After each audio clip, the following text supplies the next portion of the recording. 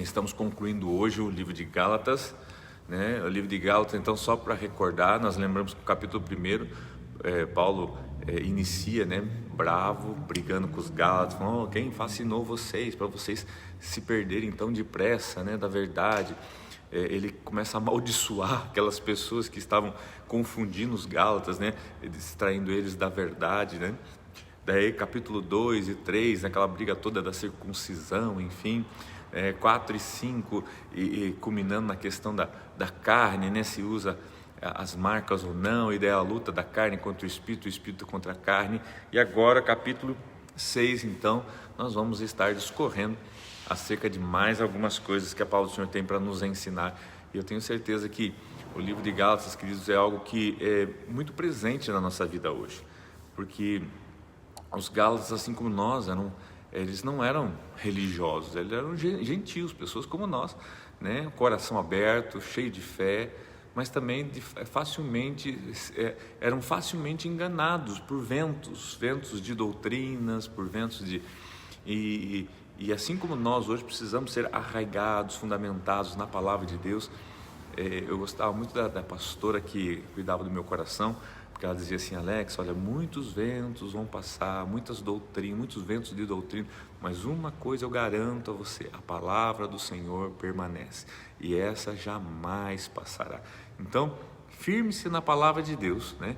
Porque ela jamais vai passar, né? Muitas ondas, muitos modismos, muitas modinhas passam, e é verdade, você pode perceber isso, né? Muitas modinhas, né?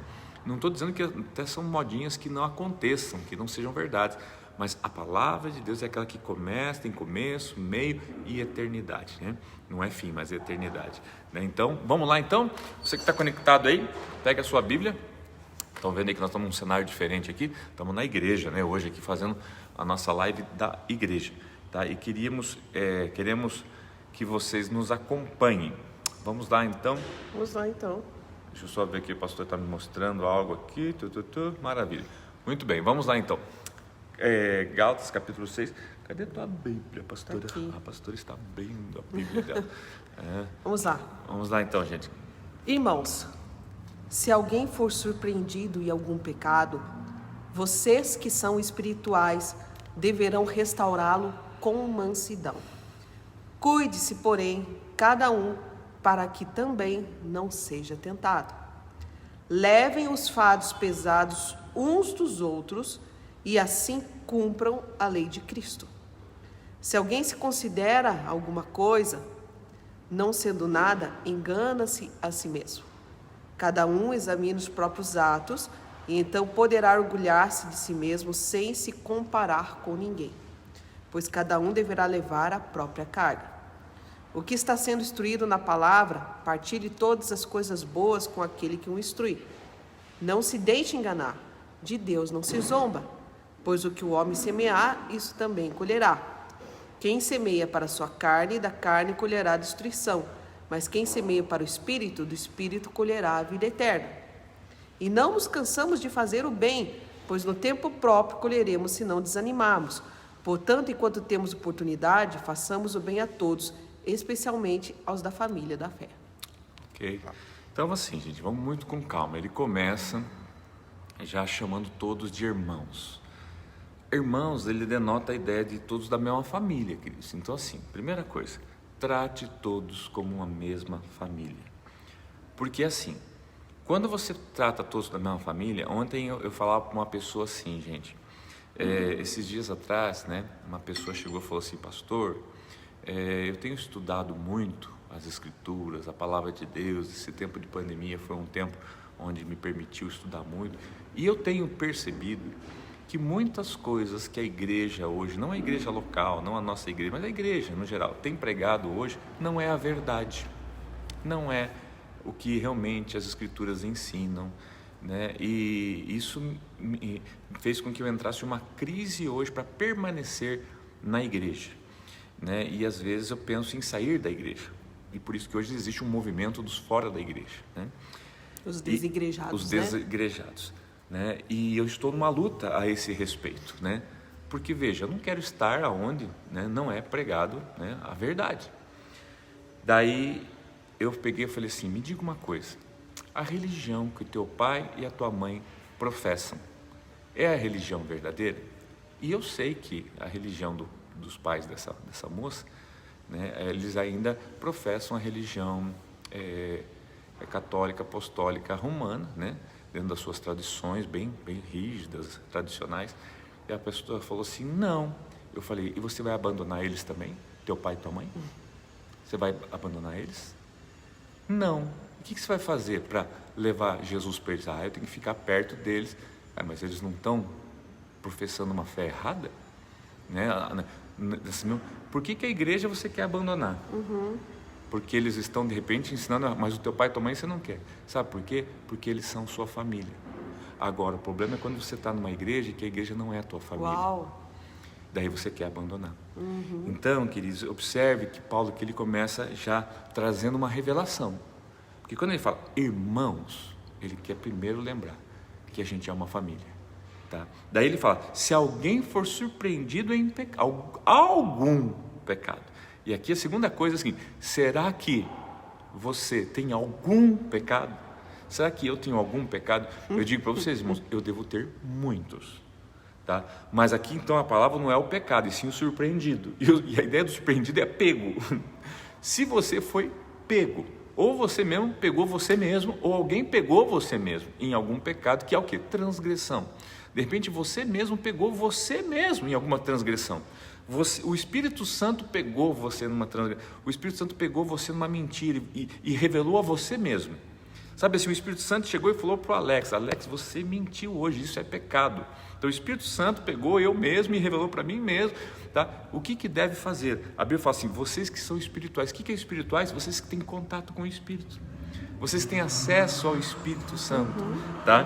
O que deve fazer? Restaurá-lo. E restaurar, irmãos, o que é restaurar? Restaurar é você pegar aquela peça e jogar fora e comprar outra e botar no lugar? Não, é você... O que é uma restauração de quadro? Uma restauração de quadro, normalmente você tem que tirar aquelas velhas camadas, uma por uma, com muito cuidado. Quem já viu uma restauração de quadro tem que vir com aquela espátulazinha. Talvez essa ideia da mansidão, que tem que ter paciência. Tem que ter muita paciência, tem que ser manso para fazer isso. Porque se você passa ali, né, passa aquele aparato ali de qualquer jeito, você pode danificar aquela obra de arte que está por trás daquelas camadas de tintas. Daí de repente tem lugar que já não tem mais aquela tinta, tem que colocar uma tinta nova. Esse é um trabalho de restauração. Isso mesmo, né? E por isso que na sequência ele fala, né? Então você entendeu toda essa primeiro versículo e essa primeira parte, né? Essa ideia. Por isso que daí ele fala assim, cuide-se porém cada um para que também não seja tentado. Ou ele está dizendo, porque isso não é só um privilégio desse primeiro aqui que nós citamos. Qualquer um pode. Pode acontecer com você também. Tá? Então assim, gente, lembre, guarda tudo isso. Talvez aqui a gente poderia encerrar a devocional, tanta coisa que Deus já falou com a gente só nesse comecinho. Mas assim, guarda isso. Você é meu irmão, eu sou teu irmão. Tá? A gente pode ser surpreendido sim, tanto pelo Espírito Santo como por nós mesmos. Você pode me surpreender numa falha minha, eu posso surpreender numa falha sua, mas a nossa, com muita mansidão, nós devemos ajudar um ao outro a restaurar, a nos restaurar, a tirar esse irmão aí dessa fraqueza dele, cuidando também para que a gente não caia, tá? O versos 2 fala assim, levando os fardos pesados uns dos outros, ou seja, talvez você está caindo porque você não está aguentando o teu fardo. Então, o que eu faço? Eu vou ajudar você a levar esse teu fardo, porque quem sabe, a Bíblia fala, melhor ser 2 do que 1, quem sabe eu te ajudando, você não vai cair, até você adquirir força suficiente para você poder levar o fardo sozinho, você está entendendo? Ou não, quem sabe eu posso te ajudar a levar esses fardos, e vice-versa, né? Daí ele fala assim, leve os fardos pesados uns dos outros, assim cumpram a lei de Cristo, porque ele está dizendo assim, a lei de Cristo, tá? Que não é a lei dos homens. Para muitos, às vezes sozinho vai ser um fardo, pastora. Por isso, irmãos, nós temos que estar juntos. Por isso nós temos que ser irmãos. É verdade. Por isso que nós temos que estar juntos. Porque para muitos, sozinho, a lei de Cristo vai ser muito pesada. Irmãos, eu digo para vocês aqui, diante da pastora, na igreja, eu não sei se sozinho a gente ia aguentar, amor. Eu não sei se sozinho, queridos, a gente iríamos aguentar. Tem dia que para nós assim, é muito difícil, né? E o que faz com que a gente prossiga... Mais do que a gente possa imaginar, e mais do que vocês possam imaginar. Vocês têm Jesus, vocês têm o Espírito Santo. Temos. Mas aonde Jesus e o Espírito Santo é revelado a nós? Nas pessoas. Então, assim, o que nos dá forças para nós continuarmos são as pessoas. E é justamente ali que o inimigo ataca, né? Para que as pessoas nos deixem, porque eles sabem que sem pessoas nós não conseguimos sozinhos. E são muito poucas pessoas, né, que estão juntos, assim. Isso é muito triste, assim. Paulo passou por isso, né? Paulo, né, passou por isso. Se veja que no final de ministério dele, quando ele foi preso ali antes da sua morte, ele fala, antes do meu julgamento, né? No primeiro julgamento, ele disse, na primeira prisão dele, ele falou assim, ninguém estava comigo. Quando ele está chorando as mágoas dele, ele fala, gente, na minha primeira prisão, eu fiquei sozinho. Quer dizer, ele já tinha uma equipe de trabalho, né? Já tinha sido deixado por alguns, assim. E ele fala assim, no meu primeiro momento, ninguém estava comigo. Ele já tinha depois Marcos, melhorou, né? Ele depois já tinha Barnabé, ele já tinha um monte de gente com ele, que depois vem a fortalecer a vida dele. Daí ele fala de Demas, que Demas abandonou tudo, não só a equipe de ministério, mas abandonou a Cristo, abandonou o chamado. Diz que por causa de amor ao mundo. Depois veio o Marcos, que ele gostava tanto também, deixou a equipe. Em plena viagem missionária. Ficou com uma raiva. E daí, quando ele é preso, ele diz, ninguém estava comigo. Então, olha só, gente, né? Versos 3, ele fala assim, né? Se alguém se considera alguma coisa, não sendo nada, engane-se a si mesmo. Ou seja, então cuidado, aqui acerca de julgamentos, então não julgue as pessoas, cuidado com o julgamento, somos todos iguais, somos irmãos, né? Cada um examine os seus próprios atos, ou seja, em vez de você examinar o dos outros, olhe o seu. Olhe os seus, né? E ele diz assim, então poderá orgulhar-se de si mesmo sem se comparar com ninguém. Isso. Cada um deve levar a sua própria carga, né? E assim, o verso 6 diz assim, o que está sendo instruído a palavra, partilhe todas as coisas boas com aquele que instruiu. E aqui, queridos, são vários aspectos, não só compartilhar as coisas boas, das notícias boas, e aqui também fala, se você for ver nas outras traduções, assim, em ajuda mesmo, tá? Ajuda financeira, ajuda emocional, se você tem sido instruído na palavra, ou seja, se tem pessoas que estão ensinando você a palavra de Deus, ajude essas pessoas. Partilhe todas as coisas boas continuar com aquele que o instrui. Isso. Ajude essas pessoas a continuar ensinando a palavra a você e a outros. Ajudando como? Dando suporte emocional, suporte financeiro. Falando quanto tem sido bom, quanto tem feito diferença na sua vida, né? Até com ajuda financeira também, como o pastor falou, esse texto aqui, ele é muito amplo, ele abrange tudo, você dá um testemunho daquilo que tem sido na sua vida, são essas coisas que mantêm de pé. Exato. Para que continue, né?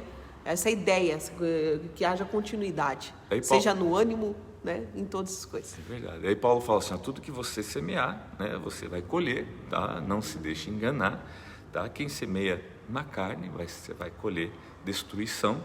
Quem semeia no Espírito vai colher o quê? Vida eterna. Vida eterna, né? Não nos cansemos de fazer o bem. E sabe o que isso aqui me chama a atenção, pastor? Fazer o bem cansa. Ele fala, não nos cansemos de fazer o bem. Eu fiquei pensando nisso. Por que ele fala, não nos cansemos? Porque, se você for ver, é um conselho. Ele está falando, não se canse de fazer o bem. Eu falei, por que ele diz não? Quer dizer o seguinte, que fazer o bem cansa, irmãos. Cansa. Olha só, ele está dizendo assim, vai chegar uma hora que vocês vão se cansar de fazer o bem. Interessante que o mal não se cansa. Já percebeu? Você não cansa de fazer o mal. Quantas vezes você já falou, meu Deus, fulano de tal não se cansa de fazer o mal. Não cansa de fazer o mal. Mas fazer o bem cansa. Mas fazer o bem cansa. Então ele está falando, não se canse de fazer o bem. Porque na verdade fazer o mal, ele alimenta a carne. E a carne é insaciável, então ela não se cansa disso. Mas quando você faz o bem, daí a carne geme. Quando você faz o bem, a carne fica assim, tá vendo? Você está fazendo o bem, as pessoas estão sendo ingratas, você está fazendo o bem, não está trazendo nenhum benefício para você. Então, assim, isso cansa, porque cansa a carne, mas não cansa o espírito. Então, e a respeito disso que você está falando, né? Tipo, mas adianta eu fazer bem? Tipo, se eu não estou vendo, não estou colhendo nada, o versículo fala. Ele falou assim, não se canse de fazendo bem. Pois no tempo próprio colheremos. Ou seja, vai colher. Há um tempo próprio tem um tempo para próprio. A colheita do bem que você fez. Exato. Se não desanimarmos. Se não desanimar. Se você não desanimar, você vai colher. É só esperar o tempo próprio. É que o duro que a gente põe o nosso tempo, né? Nosso tempo. A gente acha que tem que ser no nosso tempo, na nossa no tempo próprio. Então fica E firme ele aí. termina dizendo: enquanto temos oportunidade, façamos o bem a todos, Especialmente, aos da família da fé. e daí você une lá com a primeira palavrinha que ele começou. Qual a primeira palavrinha que ele começou o texto? Irmãos, família da fé. Ele encerra essa primeira sessão com a palavra famílias dos fé. Começou a primeira sessão, irmãos. Você entende? Consegue entender agora essa junção toda? E toda a amarração que ele faz no texto? Gente, nós somos a família da fé. Eu preciso de você, você precisa de mim. Tinha um cântico antigo que fala: eu preciso de você, você precisa de mim. Nós precisamos de Cristo até o fim. Lembra disso? Sem cessar, sem parar, sem parar. Gente, isso é antigo, né, amor? Isso é antiga, essa canção é antiga, né? Você sabe que Sem parar, sem o vacilar. pastor comentou aqui, né, a respeito Nossa. dessa pessoa que está estudando, né? E pelo não sei quem é, mas pelo jeito está Nem insatisfeita vai com a saber, igreja, né? Nem vai saber. Pelo jeito é uma pessoa que está insatisfeita com a igreja, porque se ela não... Mas eu fico pensando assim, por que uma pessoa dessa, que já está tão conhecedora da palavra da verdade, assim, por que não monta uma igreja, então? Para ensinar corretamente tudo aquilo que ela acha que está errado, né? Por que não monta uma igreja? Porque se eu queria ver aguentar o tranco. Eu queria ver se ia aguentar um mês. Eu queria ver. Na verdade, Eu queria ver. A pastora é profeta, irmãos. Eu sou pastor. O profeta tinha que cortar a cabeça, né? Dizer. Na verdade, eu conversei com essa pessoa e pastorei a pessoa. Eu falei assim, ó, o que vocês estão vendo não tem nada errado a não ser a falta de uma gota de sabedoria. A gota de sabedoria é justamente o quê? Pegar, sim. Nós estamos vendo um tempo onde nós precisamos, sim, trazer de volta, né? A palavra de Deus no original, porque a palavra de Deus foi realmente muito distorcida ao longo do tempo. Muitas pessoas usaram de má fé a palavra do Senhor para tirar coisa de pessoas, né? Então a gente precisa assim resgatar, né, essa verdade da essência da palavra de Deus, tá? Mas não agora simplesmente tipo assim abandonando, né, tudo que foi feito, as pessoas que foram feitas, os fundamentos que foram feitos. Eu até comentava de alguns vídeos que eu gravei e que eu, assistindo esses vídeos, eu percebi que eu preciso regravá-los, porque tem algumas coisas que nem eu concordo mais, que eu falei, mas tem muitas outras coisas boas e são verdades. Agora, não é porque tem uma situação que eu não concordo mais, que eu falei, nem eu mais concordo, que agora eu vou tirar esse vídeo do ar. Tá, e as outras 99 coisas que são perfeitas, maravilhosas e transformadoras? Então, até que eu grave um novo vídeo, né, eu deixo no ar, sim, porque aquilo ali não vai matar ninguém, aquela vírgulazinha que está fora do lugar, né? Então, assim, gente, o que às vezes falta nas pessoas é uma gota de sabedoria. E essa gota de sabedoria, ela vem em oração, no Espírito. Por isso que precisa ter o pastor para pastorear, né? Para posicionar essas pessoas tão valiosas. Você veja que é alguém que tem fome de Deus, está buscando a Deus, né? Está buscando conhecimento, mas precisa dessa gotinha de sabedoria para a pessoa não se perder, tá? E é isso que acontecia aqui nos Gálatas. Você vê que tinha pessoas que às vezes estavam estudando tanto que se perdiam no conhecimento, no muito conhecimento, né? Desordenado e sem sabedoria. Mas vamos lá. Daí ele diz assim: vejam com que letras grandes estou escrevendo de próprio punho. É mais ou menos assim, diz que quando a gente escreve em letras garrafais no WhatsApp, quer dizer que a gente está clamando alto, né? Então, mais ou menos seria o WhatsApp aqui, né, dele, né? Os que desejam causar boa impressão exteriormente, tentando obrigá-los a se circuncidarem, agem desse modo apenas para não serem perseguidos por causa da cruz de Cristo. Só um pouquinho. Então aqui primeira questão da letra grande aqui, alguns estudiosos vão na questão dos olhos de Paulo, dizendo que ele está falando isso porque ele não estava enxergando direito, mas eu gosto dessa ideia também que você está falando ali, como se ele estivesse falando assim, ó, estou escrevendo em letras grandes com quem estou te chamando a atenção sobre né? isso. Eu gosto dessa ideia, chamando a atenção sobre o que eu estou falando. Daí ele fala volta no tema da circuncisão, volta a falar que isso o pessoal está fazendo para fugir de uma perseguição por causa da cruz de Cristo, tá? E agora você vai ver que ele vai falar que isso é só uma marca externa, mas não porque eles se orgulham dessa marca ser uma coisa assim que engrandece a Cristo, e sim uma coisa que apenas engrandece a eles mesmos, assim, aquela coisa assim que traz a glória para eles e não para Cristo. Você vai perceber agora na sequência. Nem mesmo os que são circuncidados cumprem a lei. Querem, no entanto, que vocês sejam circuncidados a fim de se gloriarem no corpo de vocês.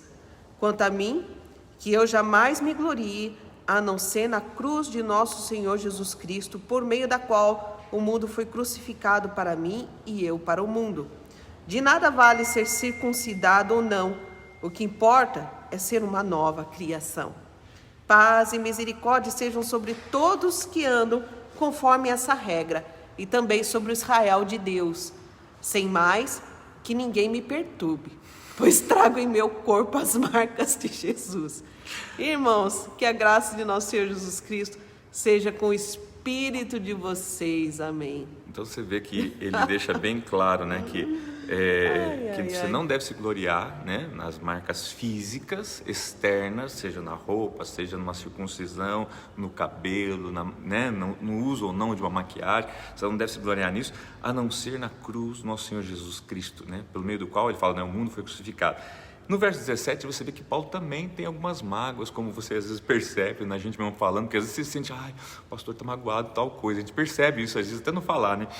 Sem mais que ninguém me perturbe, ele está falando, com quem diz, eu não me encho a paciência, ele está falando, pois né? trago meu corpo as marcas, quer dizer, vocês querem falar de marca, vocês querem falar de circuncisão, vocês querem falar de marca externa, quer que eu mostre as minhas, ele está falando, que é mais eu, Paulo, nossa, que levei lá 40 açoites menos naufrágio, quase morreu, gente. Se você quer falar de marca no corpo, eu tenho um mapa aqui no meu corpo inteirinho de marca. Então, quer dizer, se marca significa alguma coisa, então, mas isso para mim não significa nada. Porque para mim, se tem uma marca, é a cruz de Cristo. Isso sim, para mim, vale alguma coisa, né? Então, daí ele encerra de novo, irmãos. Olha a palavra que ele encerra, o último versículo. Irmãos, que a graça do nosso Senhor Jesus Cristo seja com o Espírito de vocês. Amém. Parece que ele traz a gente de volta, né, para casa. Traz a gente de volta para casa.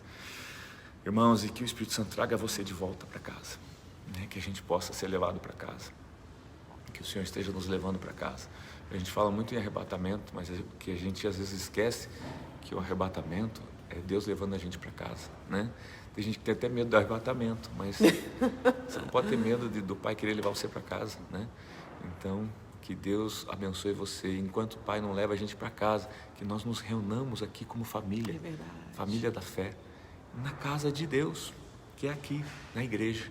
Que a gente possa ser, não um desigrejado, mas que a gente possa ser a família de Deus. Sim, irmãos, neste local, cheio de pessoas imperfeitas. Perfeito, gente. Que uma hora está no chão, caído, outra hora está de pé, mas que bom que somos uma família, que um pode estar levantando o outro, né? E que bom que a gente sabe que se tem um lugar que a gente pode estar, onde as pessoas não vão nos jogar fora, é na igreja. Agora, se na igreja, onde você deveria ser levantado, te jogarem fora, então realmente não resta mais esperança. Mas se na igreja você for encontrar acolhimento, esperança, amor, paz, cura para sua alma, então ainda há uma esperança. E essa esperança é Jesus. Amém?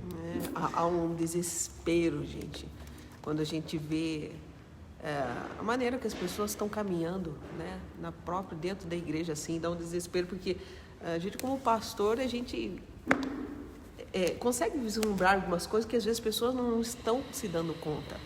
E nós estamos vivendo um novo tempo, uma nova realidade.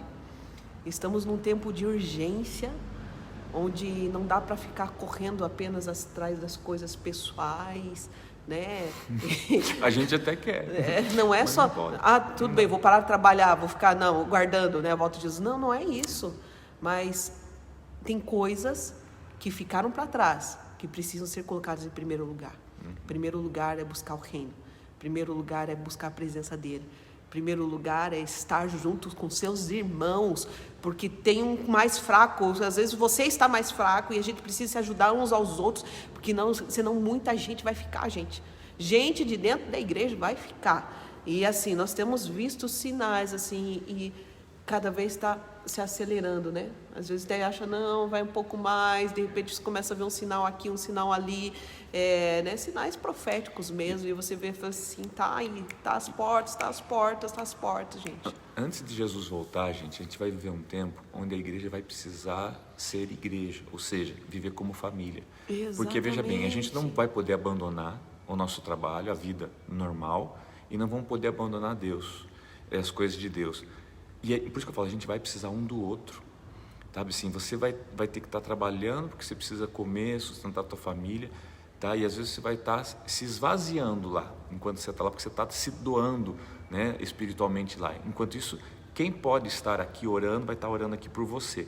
Você vem abastecido. Daí, enquanto esse que ficou orando aqui, você depois vai abastecer essa pessoa, porque você está trabalhando para trazer comida para essa pessoa que está abastecendo você enquanto você trabalha. Por isso que a gente vai precisar um do outro, tá? Cada um no seu encargo, cada um na sua função, sabe assim, mais do que nunca a igreja vai ter que estar unida, cada um no seu propósito, cada um no seu chamado, sabe assim, um ajudando o outro, cada um entendendo, né, a sua função no corpo. Guarda isso, a função no corpo. O dedo tem uma função, a mão tem outra, o braço tem outro, o cotovelo tem outra. E todos cada têm um tem uma igual função. importância. Tá bom? Todos são importantes. Beijo no coração de todos.